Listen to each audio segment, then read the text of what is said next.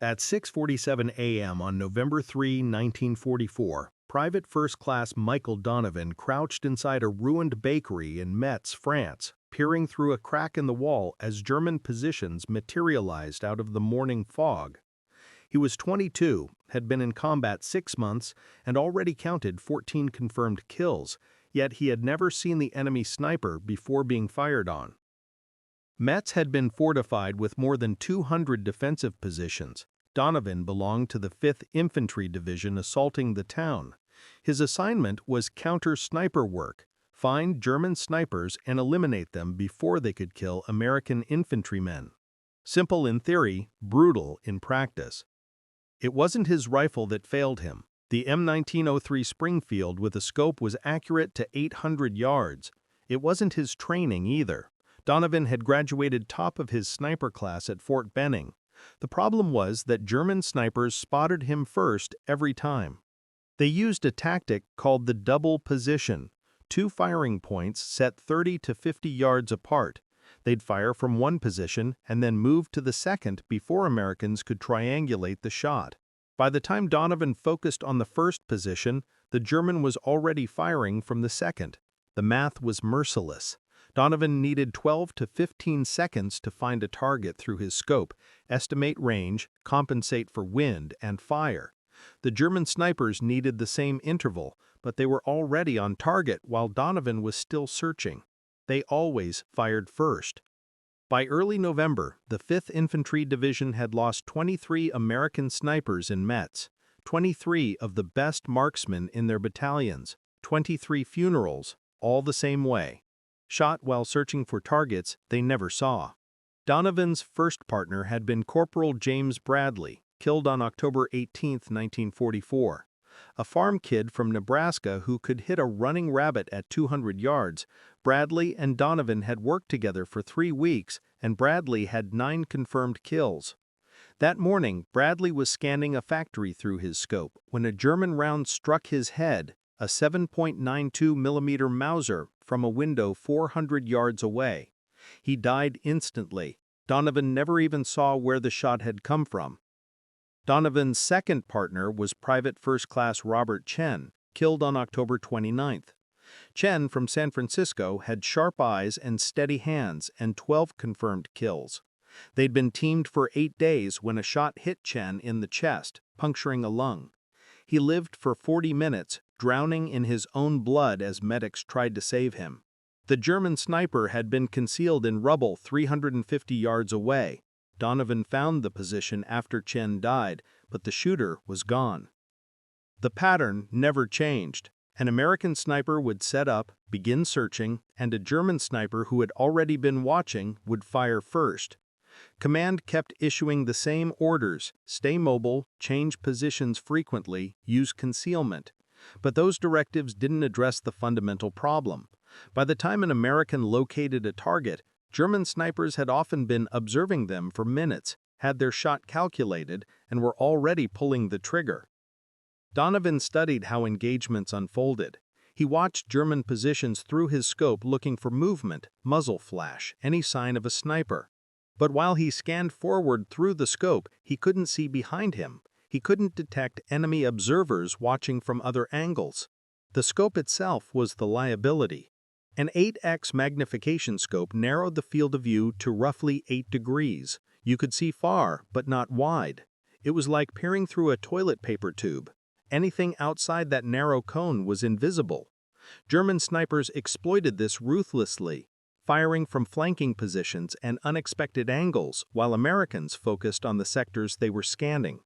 By the time an American turned to cover a new sector, the Germans were already aiming. After Chen's death, Donovan spent 3 nights obsessing over one question: how do you see threats you aren't looking at? How do you watch behind you while you scan forward? How do you survive when the enemy consistently spots you first? The answer came from his shaving kit, a simple 4x6-inch metal-framed mirror issued in the field. He realized he could mount the mirror to provide peripheral vision while looking through his scope, positioned so he could glance behind him without moving his head without giving away his position. It was audacious and unauthorized, Modifying sniper equipment without approval could get him court-martialed. But Bradley was dead, Chen was dead, and 23 others had been killed. Donovan did not want to be number 24. If you're pulled into this story, hit that like button and subscribe, because what happens next changed how American snipers fought for the remainder of the war. These stories matter. The men who lived them deserve to be remembered. On the night of November 2nd, Donovan worked alone. The building his unit occupied had once been a hotel and was now a shell, shattered walls, collapsed ceilings, and broken glass everywhere. The smell of smoke and cordite lingered in the air. He found a quiet corner on the third floor where he wouldn't be disturbed, retrieved his rifle from its case, and set it on a makeshift table, fashioned from broken furniture. The November night was cold. He could see his breath in the dim beam of his flashlight. From his pack, he took the slightly scratched but still reflective 4x6 metal-framed mirror from his shaving kit, along with electrical tape scavenged from signal wire, a knife, and wire cutters. Not precision tools, but enough for what he had in mind. The rifle was an M1903 Springfield with an ATX scope mounted on top. The scope sat about 3 inches above the barrel, secured by steel rings. Donovan needed to mount the mirror where he could see it while looking through the scope without interfering with the rifle's operation or his sight picture. He tested several positions, holding the mirror in different spots and simulating how he would look through the scope. Too high and he couldn't see the mirror without lifting his eye from the scope. Too low and it blocked his view. Too far forward and the angle was wrong. After 20 minutes of trial and error, he found the ideal position. Mounted on the left side of the scope, angled at about 45 degrees, and placed roughly 8 inches forward of his eye. From there, when he looked through the scope at a target, the mirror sat in his peripheral vision. A quick glance to the left revealed what lay behind him. His hands shook as he began the installation, not from the cold, but from the knowledge that this modification violated every regulation in the sniper manual. Unauthorized changes to precision equipment and altering military property without approval could mean anything from reassignment to a dishonorable discharge. Still, Chen's face haunted him. Chen gasping for air, blood bubbling from his chest, dying while Donovan pressed on the wound and screamed for a medic. Chen had been watching forward when a flanking shot killed him. If he'd been able to see that angle, he might have survived. Donovan did not want to be the 24th casualty. He cut the electrical tape into strips and wrapped them around the mirror's frame to create a cushion, then wrapped more tape around the scope tube where the mirror would attach. The tape provided padding and grip. The mirror had to stay fixed during recoil, maintain its angle, and not rattle. The installation took 40 minutes. His fingers kept slipping on the tape, and the mirror slid repeatedly. Twice it fell off and he had to start over. Each time it clattered to the floor, his heart hammered. If anyone caught him, an officer's inspection would bring immediate charges. Finally, the mirror held. He tested it. He looked through the scope as if aiming at a target, then glanced left. The mirror showed the view behind him, the doorway, the hallway, everything in his rear arc. It worked. Donovan reinforced the mount with 3 more wraps of tape. Checking the rifle's balance, the mirror added negligible weight. He rechecked the scope alignment, still perfect. The crude modification was unmistakably field-made. Any officer inspecting the rifle would see it at once. Donovan did not plan to let officers inspect the rifle. He would keep it in its case and take it out only on missions, hoping nobody noticed. He cleaned up tape scraps, stowed his tools, and noticed the time, 0450. In 5 hours he would move to a new position in the ruined industrial district where German snipers controlled the sector. 3 American snipers had been killed there in the past week. Tomorrow he would discover whether a simple mirror could change his odds of survival. At 0647 on November 3rd, Donovan moved into position in the destroyed bakery. Artillery had torn away most of the south wall, exposing the interior to the street. The Germans held a factory complex 400 yards away, perfect sniper terrain. His new partner that morning was Private Sam Martinez, 19, from Texas, a sniper for 3 weeks with 0 confirmed kills but good instincts. Martinez noticed the mirror on Donovan's rifle and asked what it was for. Donovan said, simply, "Survival." Martinez didn't press further. They settled into a corner room on the second floor. The bakery's old brick oven provided cover. A crack in the wall offered a narrow view of the German positions. Donovan fashioned a shooting rest from broken furniture, while Martinez covered the room's entrance and watched for infantry. The morning fog was lifting, and the factory emerged from the gray. Broken windows, collapsed sections, heaps of rubble. Somewhere in that wreckage, German snipers waited. Donovan pressed his eye to the scope. The 8x magnification sharpened the factory into relief, and he began a slow, methodical scan from left to right, searching for movement or any sign of a sniper. The scope's field of view at 400 yards was narrow, roughly 50 feet, and everything outside that cone remained invisible. That narrowness had killed Bradley and Chen. Both had been focused through their scopes and blind to threats outside the sector they watched. Now Donovan had the mirror. While scanning through the scope, he could see the mirror in his peripheral vision. It showed the street behind him, ruined buildings across the way, and possible flank approaches. It did not provide perfect coverage, but it was far better than complete blindness to his rear. At 07:23, he saw movement in the factory, a damaged third-floor window and something dark shifting behind the frame. It might have been debris, but it moved again, and this time looked deliberately human. A German soldier, careful and slow, likely a sniper taking position. He estimated the range at 410 yards. The wind was calm. He prepared to shoot. Then he saw a flicker in the mirror. Across the street, in a building he had cleared the previous night, something moved in a third-floor window. Donovan kept his eye on the scope but watched the mirror's reflection. There it was, the barrel of a rifle, the glint of a scope. The German was aiming directly at Donovan's position and probably had been observing him for minutes. The shooter was about to fire. This was exactly how Bradley died, focused on a forward target and cut down by a flanking sniper he never saw. But Donovan saw it. The mirror revealed the threat. He did not move or turn his head or otherwise betray that he had spotted the enemy. He kept his rifle aimed at the factory and whispered to Martinez, "German sniper, building behind us, third floor, left window. He's aiming at us right now." Martinez moved slowly, brought his M1 Garand to bear, found the window, and saw the German sniper. Martinez whispered, "I see him." Donovan said, "On my count. I'll take the one in the factory, you take the one behind us. 3, 2, 1. Donovan fired. The Springfield cracked at 410 yards. The German in the factory jerked back, hit in the chest, and fell out of view. Martinez fired. The Garand's .30-06 round tore through the window frame behind them. The German sniper slumped forward, dead. 2 shots, 2 kills, 5 seconds total. Donovan worked the Springfield's bolt, ejected the spent casing, loaded another round, and scanned through the scope again. The mirror showed no further threats behind them. They were clear. Martinez was breathing hard, adrenaline pumping.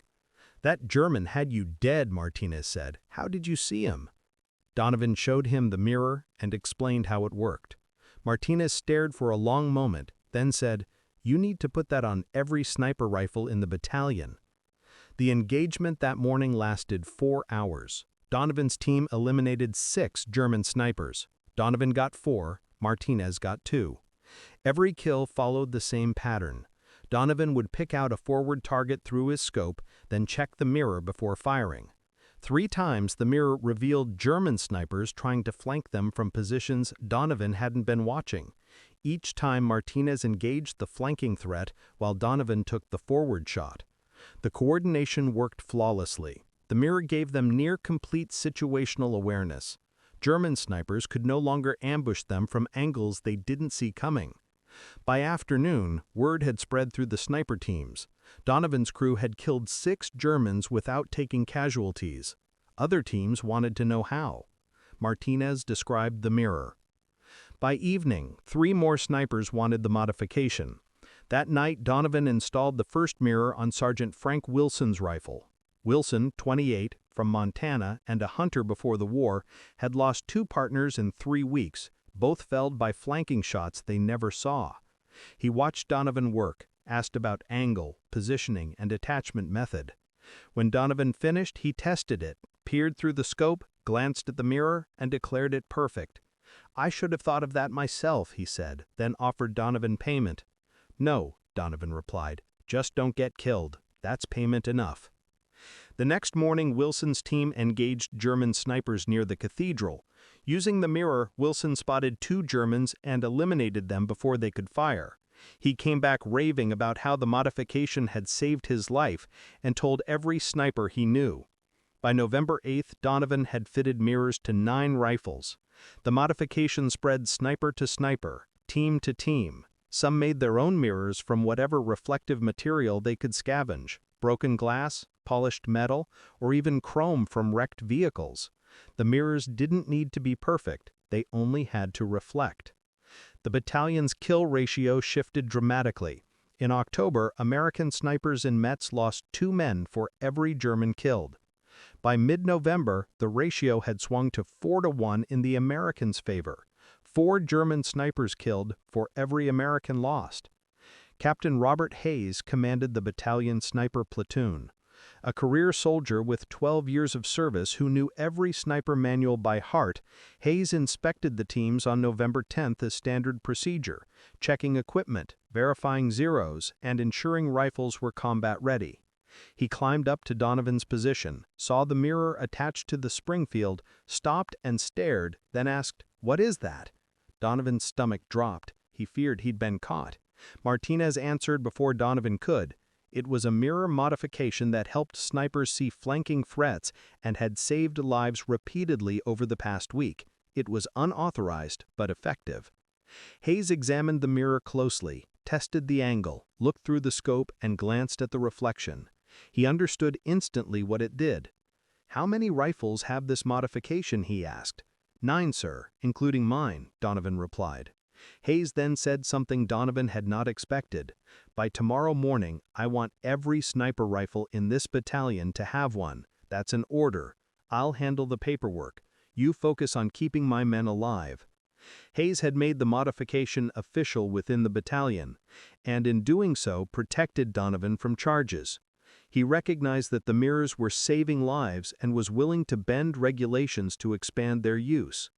That night, Donovan worked faster than ever, recruiting other snipers, showing them how to install mirrors and teaching positioning and attachment techniques. Some snipers used tape, others used wire, and one jury-rigged a mount from leather straps taken from a gas mask. The methods varied, but the principle remained: give snipers peripheral vision while they scanned through their scopes. By November 12th, every sniper in the battalion had a mirror. The modification was no longer a secret. It had become standard equipment within the unit. German snipers noticed the change almost immediately. Intelligence reports from November recorded unusual American behaviors. Snipers were engaging flanking positions they'd previously been blind to, counterattacking before German shooters could fire, and otherwise showing awareness of threats outside a scope's narrow field of view. German commanders tried to adapt.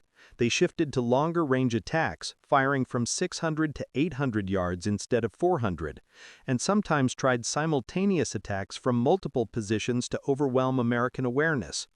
But mirror-equipped snipers, working in pairs, could cover all angles. One watched forward, the other monitored the mirror. Nothing got past them. By late November, German snipers in Metz increasingly avoided direct engagements with American sniper teams. The tactical advantage had decisively shifted. Americans could see threats coming, counterattack before being fired upon, and survive encounters they once would have lost. The modification was never formally sanctioned by the Army during the war. A training inspector noticed the mirrors in December 1944 and filed a report. The memo circulated through Army command for weeks as officers debated how to respond. On the one hand, the mirrors violated regulations governing unauthorized alterations to precision equipment. On the other, they demonstrably saved lives. Commanders argued over precedent, safety, and discipline, but in the field, the mirrors had already proven their worth, and for the men in Metz, that was enough. On the other hand, it was working. Sniper teams using mirrors had dramatically improved survival rates and higher kill ratios. In January 1945, an evaluation team from Aberdeen Proving Ground arrived in Metz, 3 officers and 2 civilian ballistics experts. They inspected the mirrors, conducted tests, interviewed snipers, measured improvements in field of view, and calculated the tactical advantage. Their conclusion was clear: the mirrors significantly increased survivability and should be incorporated into sniper doctrine. However, they recommended redesigning the system using manufactured mirrors instead of salvaged materials, developing standardized mounting brackets, and turning a battlefield improvisation into official military equipment. The team drafted a formal report and submitted it to Army Ordnance, recommending that all sniper rifles be fitted with peripheral mirrors. In their documentation, they made it sound as though they had conceived the innovation themselves. Donovan's name never appeared in the report. Neither did Martinez's nor Hayes's. The official record credited Army evaluators with identifying a sniper visibility problem and inventing a mirror-based solution. Captain Hayes tried to correct this. He wrote letters, filed after-action reports, and ensured Donovan's name appeared in every battalion document, but those reports vanished in military bureaucracy. The evaluation team's version became the official one. Donovan learned about it in February 1945, when an officer showed him the paperwork and asked if he wanted to file a complaint. Donovan declined. He didn't care about recognition. He cared that snipers were living through battles instead of dying to unseen shots. The war in Europe ended on May 8, 1945. Donovan had survived 11 months of combat with 47 confirmed kills. The mirror had saved his life at least 6 times. 6 times he spotted German snipers trying to flank him and eliminated them first. Martinez survived too, with 14 confirmed kills. After the war, he returned to Texas and became a police officer in Houston. On his desk, he kept a photograph of Donovan's rifle with the mirror attached for 30 years. Every year on November 3rd, Martinez called Donovan to thank him for installing the mirror and to say he wouldn't have survived Metz without it. Wilson survived as well with 31 confirmed kills. The mirror saved him 4 times. He went back to Montana, became a hunting guide, and sometimes told clients about the mirror modification, how a desperate sniper had figured out a way to see threats he wasn't looking at, and how that simple idea had saved lives. Donovan stayed in the Army until 1946, then returned home to Pennsylvania and worked in a factory for 35 years, the same kind of work he'd done before the war. He married in 1947, had 3 children, and lived a quiet life. He rarely spoke about the war. When asked, he would simply say, "I was a sniper." He never mentioned the mirror, never said he had saved dozens of snipers, never claimed he had changed the way American marksmen fought. It wasn't modesty, he just didn't think it mattered anymore. By the 1960s, the mirror modification had largely been forgotten.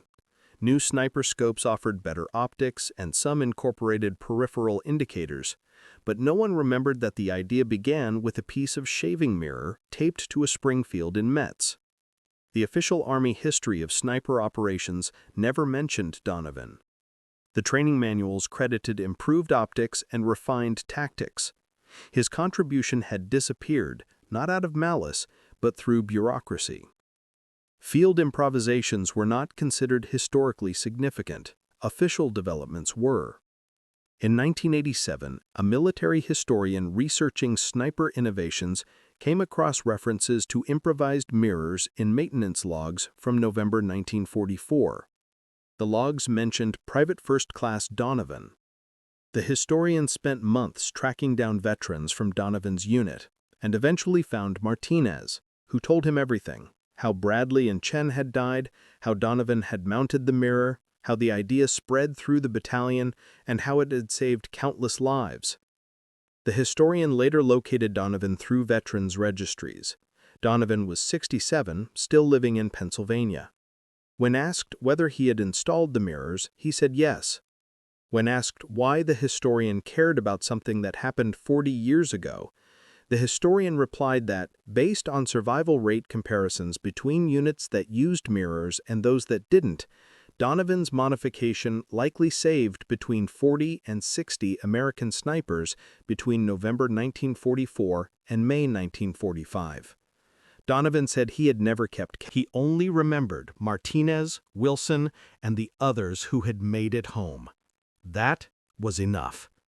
The historian published his findings in 1989, a small article in a military history journal describing the mirror modification, crediting Donovan, and including interviews with Martinez and Wilson. The piece reached perhaps 1,500 readers, mostly academics, veterans, and history enthusiasts. After it was published, Donovan received 4 letters. All were from snipers or their families. One came from a sniper who had used the mirror in Germany and said it had saved his life twice. Another came from the widow of a sniper who had fought in Metz. She wrote that she had never known about the mirrors and that learning of them 40 years later brought her comfort, knowing someone had tried to keep her husband alive. In 1992, Captain Hayes visited Donovan. They hadn't seen each other in 45 years. They talked for hours about Metz, about the snipers they'd lost, and about the ones they'd saved. Hayes said he had spent years trying to get Donovan recognized, writing letters, filing reports, but no one cared anymore. Too much time had passed. Donovan told him he didn't need recognition. He had Martinez alive, he had Wilson alive, and he had 40 others alive. That's recognition enough, he said. Michael Donovan died on June 7, 2001. He was 79 years old. His obituary mentioned his World War II service, but said nothing about the mirror modification, nothing about the dozens of lives he had saved, and nothing about how he had changed the way American snipers fought in Europe. His funeral was small. Family, a few friends, and 4 men Donovan's children didn't recognize. After the service, the men introduced themselves. They were snipers, men whose lives had been saved by the mirror modification. They had read about Donovan's death in veterans' newsletters and came to pay their respects, wanting his family to know what he had done. That day, Donovan's children learned the full story, that their father had attached mirrors to sniper rifles, that those mirrors had saved lives, that he had done it without authorization, and that he had never spoken about it because he didn't think it mattered. Today, Donovan's story survives only in fragments, in maintenance logs in the National Archives, in interview transcripts, and in a brief paragraph in a book about sniper field modifications. Most people who study World War II snipers have never heard of him. But if you visit the Infantry Museum at Fort Benning, you can see an M1903 Springfield rifle from World War II. Mounted on its scope is a small rectangular mirror, 4 by 6 inches, in a metal frame and crudely fastened with tape. Its label reads, "Field Modification, common in late 1944.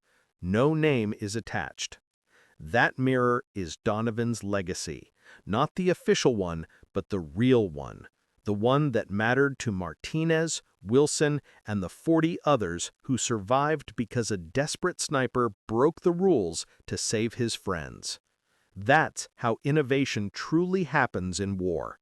Not through committees or training manuals, but through soldiers who see a problem and fix it, who don't wait for permission, who risk everything because their comrades are dying and they can't bear to watch anymore. Donovan installed the mirror to save Martinez. That mirror went on to save dozens, even if nobody remembers his name. But you do now. If this story moved you the way it moved us, hit that like button. Every like helps us bring more forgotten stories out of dusty archives and share them with people who care. Subscribe to our community of history keepers. These stories don't preserve themselves. They need people like you who understand that the real heroes weren't always the ones with medals. Sometimes they were snipers with mirrors and the courage to break the rules. Drop a comment and tell us where you're watching from. Our audience stretches from New York to Tokyo, from museum curators to the grandchildren of World War II veterans. You're not just watching, you're helping keep these memories alive. Thank you for being here. Thank you for listening, and thank you for making sure Michael Donovan's story doesn't fade into silence.